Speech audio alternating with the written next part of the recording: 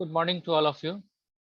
आज हम लोग न्यू चैप्टर पार्टनरशिप का स्टार्ट करने जा रहे हैं, retirement and death of partner, जो क्लास 12th के लिए एप्लीकेबल है। तो कौन कौन सी बातें इसके अंदर होगी, एक बेस एरिया, एक कह सकते हैं एक बाउंड्री वॉल, या एक बेसिक कॉन्सेप्ट के बारे में आज हम डिस्कस करेंगे कि क्या क्या बातों को इसमें ध्यान में रखना है, कैसे कॉन्सेप्चुअली आपको इसमें डेवलप होना है। ऑल्दो आपने पार्टनरशिप में एडमिशन से लेकर आपका पीएसआर फंडामेंटल बहुत सारा टॉपिक कर चुके हैं आप, तो पार्टनरशिप से रिलेशन में बहुत सारे जो कॉन्सेप्ट हैं वो ऑलरेडी आपके दिमाग में चल रहे हैं। लेट्स सपोज दैट आपने देखा कि पीएसआर में जो कॉन्सेप्ट आपने किया लगभग लगभग वो कॉपी पेस्ट हुआ आपका एडमिशन में। तो यहाँ पे भी वही सारी बातें होगी, बस थोड़ा सा एंगल चेंज हो जाएगा। बिकॉज पीएसआर में क्या हो रहा था, हमारे पास ना कोई पार्टनर आ रहा था ना जा रहा था। एडमिशन में बहुत सारे बंदे या एक से अधिक बंदे का आगमन हुआ था, एडमिशन हुआ था, इनकमिंग हुआ था। तो जाहिर सी बात है रिटायरमेंट में क्या होगा कि कुछ लोग जाएंगे। तो जीवन का रीत है, लोगों का आना जाना लगा रहता है। तो चलिए उससे बॉदर नहीं होके इस कॉन्सेप्ट को थोड़ा सा डिटेल में हम आपको पावर पॉइंट स्लाइड पे लेके चलते हैं कि देखते हैं, समझते हैं कि क्या क्या बातें इसमें हम लोग को सिलेबस के लायक है। चलिए आप एक बार मुझे कंफर्म करें, स्क्रीन आपको दिख रहा है? Yes sir. दिख रहा है स्क्रीन आपको? चलिए, यस सर। अगर स्क्रीन दिख रहा है तो अच्छी बात है, आवाज आ रहा है तो और भी अच्छी बात है। चलिए हम बेसिक कॉन्सेप्ट करने जा रहे हैं, जिस आज का जो है retirement oblique death of partner. ये दोनों दो चीजें हैं। रिटायरमेंट और डेथ में क्या डिफरेंस है पहले वो देखना पड़ेगा हमको। देखिए रिटायरमेंट आप प्लानिंग करके कर सकते हो, डेथ का प्लानिंग नहीं कर सकते। क्या आज प्लान करके आप मरोगे कि आज आप मर गए, आज हमको मरना है? ऐसा नहीं है, वो तो आत्महत्या कहलाएगा। लेकिन पार्टनरशिप के पॉइंट ऑफ व्यू से इसका रिलेवेंस है। रिटायरमेंट ऑब्लिक डेथ कॉन्सेप्ट का आपका एप्लीकेशन सेम टू सेम होगा, लेकिन नेचर चेंज हो जाएगा आपका। Retirement is retirement and death is death. तो रिटायरमेंट कहने से ही मतलब हो रहा है कि आपका जिस पार्टनरशिप फॉर्म में आप पार्टनर थे वहां से आप छोड़ रहे हो। तो जाहिर सी बात है, एक चीज और हम ध्यान में रखेंगे कि अगर हम दो ही पार्टनर है, बहुत मैं थोड़ा सा आज कॉन्सेप्ट का बाउंड्री देना है। अगर मान लेते हैं मेरा फॉर्म है, अगर ये दो ही पार्टनर है, राइट, और ये दो पार्टनर जो है उसमें से मिस्टर ए है और मिस्टर बी है, राइट, और बी कहता है कि हम नहीं रहेंगे, हम तेरे साथ काम नहीं करेंगे, अब मेरा तेरा से बनने वाला नहीं है। बी आउट हो रहा है। अब बी आउट हो जाएगा तो बचेगा कौन? Mister A. अगर ये सिचुएशन हुआ तो ये रिटायरमेंट डेथ का सिचुएशन नहीं होगा, ये रिटायरमेंट का नहीं होगा। इस केस में आपका डिजोल्यूशन हो जाएगा, डिजोल्यूशन ऑफ फॉर्म, राइट। तो डिजोल्यूशन ऑफ फॉर्म का अलग से हम लोग अलग आगे चैप्टर हम लोग को करना है। अभी जब आएगा तो उसकी बातें होगी। अभी यहाँ पे बेस लेके चलेंगे, हम ये मान के चलेंगे कि हमारे पास जो पार्टनर हैं वो कम से कम 3 रहे होंगे, उसमें से कोई एक जा रहा है। हो सकता है 5 भी रहे होंगे, उसमें से 2 जा रहा हो, 3 जा रहा हो। मतलब जाने के बाद भी जो बैलेंस पार्टनर हैं वो 2 रहेंगे। बिकॉज बेसिक कैरेक्टरिस्टिक्स है आपका पार्टनरशिप का, there may be 2 at least person. अगर दो पर्सन ही नहीं एग्जिस्ट करेंगे तो क्या पार्टनरशिप आपका रहेगा? Answer is no. आ रही बात समझ में? ये बातें इतना समझ में आ रहा है आप लोग को? चलिए, तो इसको ध्यान में रख के आपको आगे बढ़ना है। रिटायरमेंट डेथ ऑफ पार्टनर में आपको रिटायरमेंट हो रहा है, दरारें हो रही है, किसी भी कारण से हो सकता है, वो आपसी मतभेद से भी हो सकता है, इच्छा से भी हो सकती है। लेकिन हमारा काम क्या है एज अकाउंटेंट, उसका अकाउंटिंग ट्रीटमेंट हम क्या करेंगे, क्वेश्चन को सॉल्व करते समय क्या बातें को ध्यान में रखेंगे, वो सब पॉइंट हमको देखना है, राइट। तो रिटायरमेंट आराम से भी हो सकता है और मारा पीटी से भी हो सकता है, राइट। चलिए दूसरा कॉन्सेप्ट है डेथ का। तो डेथ में क्या होगा कि वो राम नाम सत्य हो जाएगा आदमी का। तो आदमी ही जब मर जाएगा तो उसके लीगल जो हेयर होंगे, लीगल प्रोसीडिंग्स जो होगी, वो सारी चीजों को हम लोग देखेंगे, सोचेंगे, समझेंगे क्या क्या सब बात है। चलिए, हम हैं अकाउंटेंट और अकाउंटेंसी में हमको जो डिस्कस करना है वो है रिटायरमेंट ऑफ अ पार्टनर। तो इसमें क्या क्या बेस बातें आएगी वो थोड़ा सा हम लोग देखने का कोशिश करते हैं। Retirement of a partner, when one partner want to get retirement from the partnership form. कौन पार्टनर? एक पार्टनर अगर कोई चाहता है कि हम पार्टनरशिप फॉर्म से निकल जाए, with the consent of all remaining partner, जो भी आपके पार्टनर है उनके कंसेंट से, if known as retirement of a partner. तो ये भी एक तरह का रिकंस्टिट्यूशन ऑफ फॉर्म है। जैसा आपका पीएसआर हुआ, जैसा एडमिशन हुआ, वैसा ही रिटायरमेंट है। तो जो लोग हैं आपका reconstitution the partnership form by remaining partner, आपके जो भी पार्टनर हैं उसमें से एक ये निकल गए। अब देखिए ध्यान से, इनका रेशियो था, मान लेते हैं ओल्ड रेशियो था 2, इसका 1, इसका 2, 1, इसका 2, ये क्या हो गए? ये राम जो है, राम नाम के नाम से इनका नाम दिया गया है, और ये रिटायर हो गए। मतलब इनकी इच्छा है कि भैया अब हम बूढ़े हो गए, नहीं काम कर सकते, या कहीं और ऑक्यूपेशन हो गया और अच्छी जगह पे इनको ऑफर मिल रहा है, तो यहाँ से निकल गए, तो ये शेयर लेके जाएंगे, है ना। जब कोई आता था तो लेकर आता था, जब कोई जाएगा तो लेकर जाएगा कि नहीं जाएगा, है ना। इसीलिए मैंने आपको एक एग्जांपल भी बताया था कि आपको मैरिज का एग्जांपल देके मैंने आपको समझाया था। क्या उसमें बातें की गई थी कि लेट्स सपोज दैट ये दो फैमिली है, फैमिली नंबर 1 और ये है फैमिली नंबर 2। तो यहाँ से क्या हो रहा था, यहाँ पे ये फैमिली मान लेते हैं ये बॉय पक्ष का है और ये है गर्ल पक्ष का, है ना।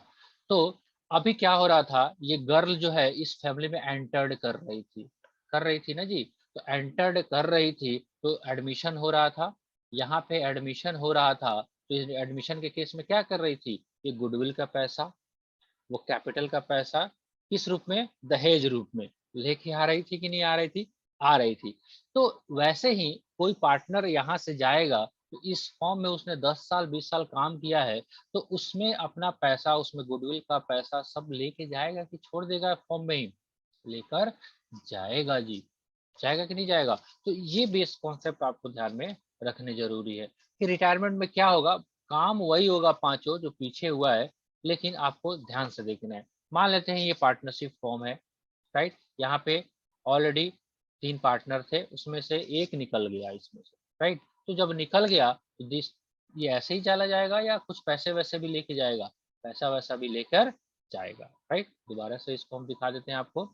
ये पार्टनरशिप फॉर्म है, राइट। यहाँ पे 3 पार्टनर थे, एक ये और 2 ये, और इसमें से आया एक कहता है कि भाई हम नहीं रहेंगे, चले जाएंगे, तो जाइए भाई, आपको मना कौन कर रहा है। तब ये चला गया दूसरी जगह, तो इस फॉर्म में जो उसका हिस्सा था, क्या वो लेके जाएगा कि नहीं जाएगा? ऑब्वियसली लेकर जाएगा, राइट। ये कॉन्सेप्ट है रिटायरमेंट का आपका, सिंपल से ध्यान में देखेंगे। थोड़ा सा और थ्योरेटिकल कॉन्सेप्ट करते हैं। कह रहा है कि meaning of retirement of a partner, क्या मतलब है आपको रिटायरमेंट का।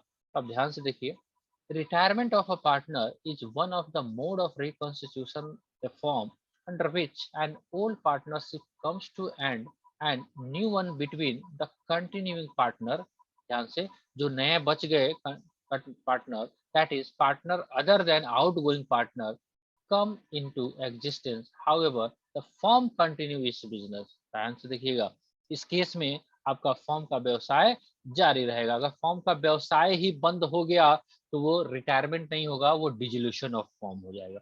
वो देखेंगे आगे का चैप्टर। तो ये थोड़े सा डिफरेंस है, ये हिंदी में मैंने टाइप किया हुआ था, इसको पढ़ने की आपको आवश्यकता नहीं है। चलिए, हाउ कैन अ पार्टनर में रिटायर, कैसे एक पार्टनर आपका रिटायर हो सकता है। सिर्फ बात है, अ पार्टनर में retire with the consent of all the partner whether implied or express। पहला, सब साझेदार की सहमति के बिना वो जा नहीं सकता है, right, in accordance with N express agreement by the partners. अगर पहले से ही उनका एग्रीमेंट है कि भैया 4 साल के बाद आपको रिटायर हो जाना है, तो कोई दिक्कत नहीं, आप रिटायर होइए। By giving notice in writing to all other partner of his intention to retire in case of partnership at will, है ना। अगर आप इंटेंशन विल के हिसाब से जा रहे हो, तो सब पार्टनर को लिखित में दे दीजिए भैया कि देखो भैया अब हम काम नहीं कर सकते, भाई आप अपना बिजनेस आप ही संभालो, आपन तेज संभालो आपे, है ना, तीनों लोग का हाथ दे कापे, है ना। तो आप अपना काम कीजिए भाई, हम अब इसमें नहीं रह सकते, मेरे पास समय नहीं है, मेरे पास उतनी हिम्मत नहीं है, उतनी ताकत नहीं है। चलिए, अगर पार्टनर चला भी गया तो क्या उसकी लायबिलिटी खत्म हो जाएगी? अगर मान लेते हैं आज आपका डेट कौन सा है? आज हो गया आपका 10 अगस्त। 10 अगस्त 2021 को कोई रिटायर कर रहा है, तो ठीक है, इस दिन रिटायर कर रहा है, इसके आगे के लिए तो वो कोई लायबिलिटी नहीं होगी, लेकिन क्या इसके पीछे के लिए वो लायबिलिटी से मना कर सकता है क्या?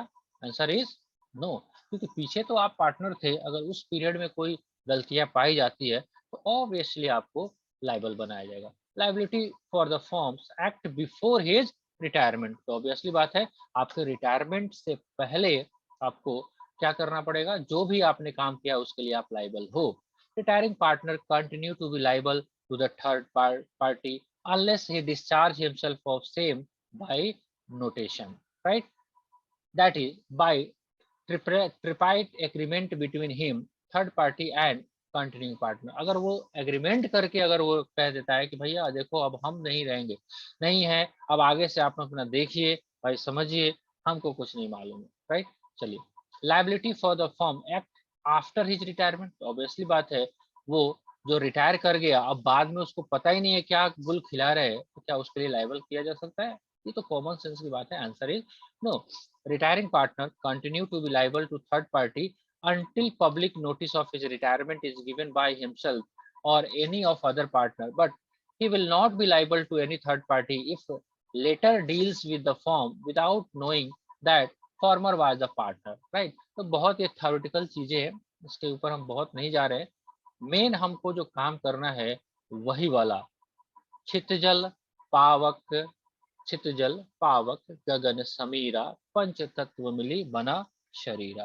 तो एडजस्टमेंट वही रिक्वायरमेंट है, कौन कौन सा एडजस्टमेंट हमको करना है? Adjustment in profit sharing ratio obviously करेंगे, एडजस्टमेंट ऑफ गुडविल वो भी करेंगे, adjustment of profit loss arising from revaluation of assets liability, same to same copy paste अब होना फिर से शुरू होगा, adjustment of accumulated profit reserve and losses, and सबसे लास्ट आपका adjustment of capital if agreed या रिक्वायर्ड। तो 5 ये जो एडजस्टमेंट था, क्या यहीं पे था या और भी कहीं था? सब जगह था, सब जगह यही सारी बातें हो रही थी। कहाँ पे? आप एडमिशन में भी यही बातें किए थे, आप रिटायरमेंट में भी यही बातें करोगे। तो एक एक टॉपिक को उठाएंगे हम लोग एक एक दिन, आप जैसा सजेस्ट करेंगे। आई थिंक आपको पहले आज जो स्टार्ट करना है, तो आपको आज होमवर्क मेरे हिसाब से रहेगा, आप क्या करो, थ्योरी पढ़ो, राइट? थ्योरी नोट्स जो आपके बुक्स का अवेलेबल है, जो भी 1 से लेके 5 पेज 10 पेज में होगा, उसको आप तोते की तरह पहले पढ़ो, क्या लिखा गया है। मैंने आपको कुछ आपको एरिया दे दिया, काम वही करना है, क्योंकि ये सारे काम वही करने हैं। थोड़ा सा एंगल चेंज करेंगे हम किसका, एडमिशन में जो हम आने का कॉन्सेप्ट देख रहे थे, इधर जाने का कॉन्सेप्ट देखेंगे, है ना जी? पहले एडमिशन में क्या थे, हम लड़के वाले थे, दहेज लेने का सोच रहे थे, है ना? डॉरी जो है, डॉरी तो नहीं कह सकते, ऑनलाइन प्लेटफॉर्म पे दहेज लेना तो पाप है, गिफ्ट कह सकते हैं, है ना? शगुन, वो आप एडमिशन में आप लड़के वाले थे, अब इधर सोचिए लड़की वाले की तरफ से कि आपको गिफ्ट देने हैं, तो जब पार्टनरशिप फॉर्म से कोई बंदा जाएगा तो उसको दे के ही कुछ विदाई किया जाएगा ना, है ना? सोना चांदी, पैसे, बंगला, गाड़ी, जो भी बनता है। तो एक बार आप थ्योरेटिकल नोट्स को थोड़ा सा रीड करेंगे आप, तो आई थिंक आपको बहुत प्रॉपर अंडरस्टैंडिंग हो जाएगी। उसके बाद हमारा काम ये रहेगा एडजस्टमेंट को पीएसआर में एडजस्ट कैसे करते हैं। ऑल्दो आप कर भी सकते हो, अब बहुत एक्सट्रीम लेवल पे आप पहुंच चुके हैं, अगर मैं ना भी कराऊं तो भी आप कर लोगे, लेकिन फिर भी मेरा काम है आपको कराना। तो क्या होगा पीएसआर में एडजस्टमेंट में, क्या होगा, 2-3 बंदे थे, अगर मान लेते हैं, अब आपको हम शॉर्ट में करा ही देते हैं, ए बी सी था, 1/2 1/3 1/3 और 1/3 था, चला गया, राइट जी? तो जब चला गया तो ये चला गया, अगर कुछ नहीं कहता है क्वेश्चन, तो अब रेशियो इनका कितना हो जाएगा इन लोग का, 1:1, यानी कि 1/2 1/2। तो ये जो गेन सेक्रीफाइस की बात कर रहा है, तो ऑलवेज जो सी जो जाएगा तो कौन सा पार्टनर कहलाएगा, सैक्रिफाइसिंग पार्टनर, या आपको टेक्निकली कॉन्सेप्ट कहेगा आउट गोइंग पार्टनर, राइट? और ये लोग कौन से होंगे, इसको हम ये कह सकते हैं कि कंटिन्यूइंग पार्टनर, या ऐसा भी तो कह सकते हैं इसको गेनिंग पार्टनर, राइट? तो ये there are the different situation, हम पीएसआर को एडजस्ट करना सीखेंगे, लेकिन उससे पहले हमको जहाँ तक फ़ील हो रहा है कि आप आज थ्योरी स्टार्ट करें, क्योंकि कोई भी चीज़ एक सीक्वेंस में होता है तो ज़्यादा बढ़िया होता है। क्या जी, क्या कहते हैं आप? यस ठीक है? तो इस वीडियो को एक बार दोबारा देख लीजिएगा, कंटिन्यू बने रहिएगा। थ्योरी आज पढ़िए, यस कल हम लोग एक-एक स्ट्रीम उठाएँगे, 5 दिन में मेरे को थ्योरी कराना है, बाकी बीच में क्वेश्चन करने में जो समय लगेगा, क्योंकि ऐसा नहीं होगा कि हम आपको पीएसआर का करा दें, आप 1 दिन में सारा क्वेश्चन कर लें, गुडविल का करा दें 1 दिन में कर लें, तो that is a different part, वो अलग सिचुएशन है, क्योंकि क्वेश्चन भी तो करने ज़रूरी ही है।